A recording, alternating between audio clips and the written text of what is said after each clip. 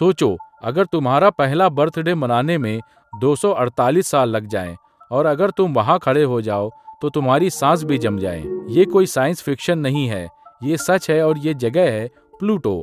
लेकिन असली सवाल ये नहीं है कि प्लूटो कितना ठंडा है, असली सवाल ये है एक पूरा ग्रह अचानक डिमोट कैसे हो गया। हमारा सौरमंडल, जहां 8 ग्रह सूरज के चारों तरफ घूमते हैं, मरकरी, वीनस, अर्थ, मार्स, जुपिटर, सैटर्न, यूरेनस और नेपच्यून। लेकिन एक समय था जब इस लिस्ट में एक और नाम था, प्लूटो। और कहानी यहीं से दिलचस्प नहीं होती। असली कहानी शुरू होती है 23 साल के एक लड़के से। साल 1930 एक छोटा सा ऑब्जर्वेटरी और वहां काम कर रहा था एक लड़का, क्लाइड टॉम्बो। उसका काम था आसमान में कुछ नया ढूंढना। वो अलग अलग दिनों में आसमान की तस्वीरें लेता और फिर उन्हें आपस में मिलाकर देखता।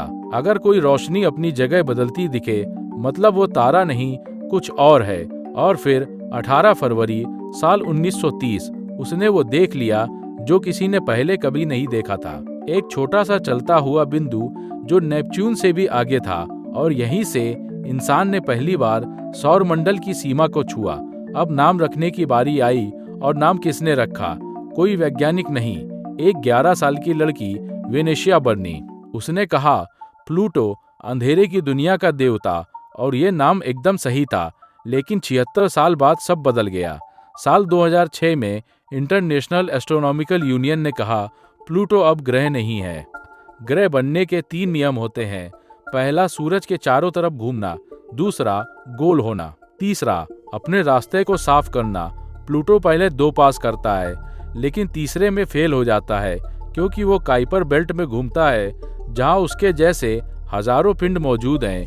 लेकिन असली मजा अब शुरू होता है। प्लूटो हमारे चांद से भी छोटा है, फिर भी इसके पास एक दिल है। साल 2015 में न्यू होराइजन्स ने इसकी तस्वीरें भेजी और उसमें एक दिल के आकार का हिस्सा दिखा। प्लूटो की कक्षा भी अजीब है।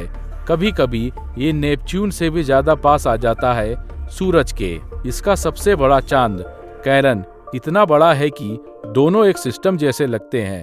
और यहाँ के पहाड़ पानी की बर्फ से बने हैं, जहाँ पानी पत्थर जैसा सख्त हो जाता है। इसका वातावरण भी अजीब है। जब सूरज पास होता है तो बनता है और जब दूर होता है तो गायब हो जाता है, जैसे प्लूटो सांस ले रहा हो। अब सबसे बड़ा सवाल, क्या वहाँ जीवन हो सकता है? सतह पर तो बिल्कुल नहीं, लेकिन वैज्ञानिकों को लगता है कि अंदर एक छुपा हुआ समंदर हो सकता है। और अगर पानी है तो जीवन की संभावना भी है। साल 2006 में न्यू होराइजन्स नाम का यान भेजा गया जिसकी गति लगभग 58,000 किलोमीटर प्रति घंटा थी। फिर भी प्लूटो तक पहुंचने में लगे लगभग 9.5 साल।